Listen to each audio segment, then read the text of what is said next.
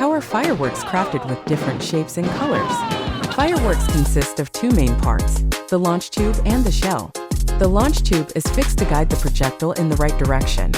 The shell is the most crucial part, typically taking a spherical shape.